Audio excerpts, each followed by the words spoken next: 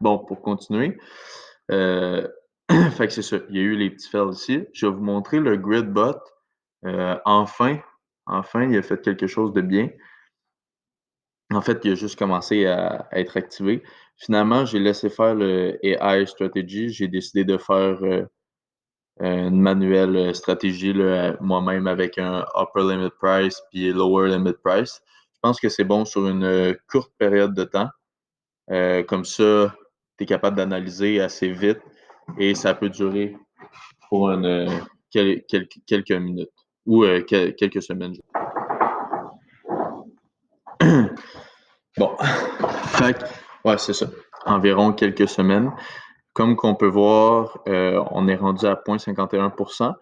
Il a fait 1, 2, 3, 4 trades productifs, en fait. Ben, pas productifs, mais rentables. Dans la semaine, ici, on peut le voir. Ici, on peut voir les trades qu'il a fait. Si on clique sur Trading View, on va le voir un peu plus précisément. Fait que les sell, buy, sell, buy, sell, buy, sell, buy. Qu'est-ce que. Fait que là, la prochaine affaire. Bon, je voulais vous expliquer c'est quoi price deviation et pourquoi ça peut faire mal, puis pourquoi des fois ça peut être rentable. Quand on crée un bot, il y a ce qu'on appelle les safety orders.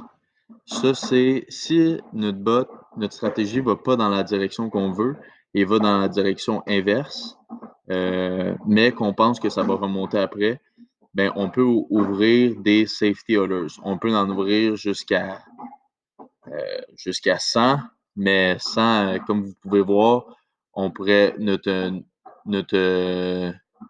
stop loss qu'il faudrait mettre, plus qu'on augmente ça, ou ici, plus on augmente notre stop loss qu'on doit mettre minimum.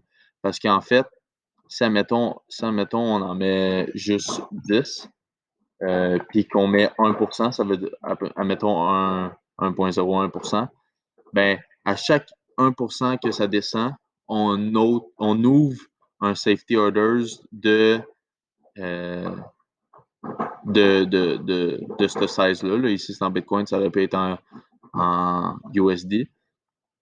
Fait que c'est ça.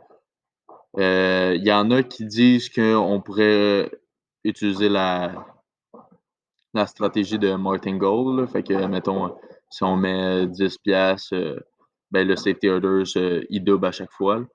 On pourrait faire ça. Mais normalement, en général, le monde, ils mettent de la même size que le base order. Le price deviation, moi, je pense qu'il était en bas de 1%, c'est pour ça. Ça peut être bon d'en avoir, admettons 4 ou 5, là, 4 ou 5, et d'avoir quand même un plus haut price deviation, environ 2,5%.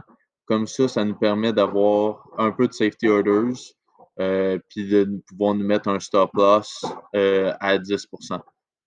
Fait que, ou à 15%, peu importe comment qu'on est prêt à perdre. Sinon, il y a des stratégies qui mettent juste pas de safety orders. Fait que dès que notre bot n'est pas dans la bonne direction, ben on prend la perte sur 10 piastres. Fait que j'en ai seté quelques bots avec pas de safety orders, puis quelques-uns avec des safety orders, puis on verra lequel qui est le plus rentable. Mais ça peut être payant aussi d'en avoir avec les safety orders. Ça, c'était pour le price deviation. Les conditions, maintenant, j'ai enfin compris tout ce qu'il voulait dire,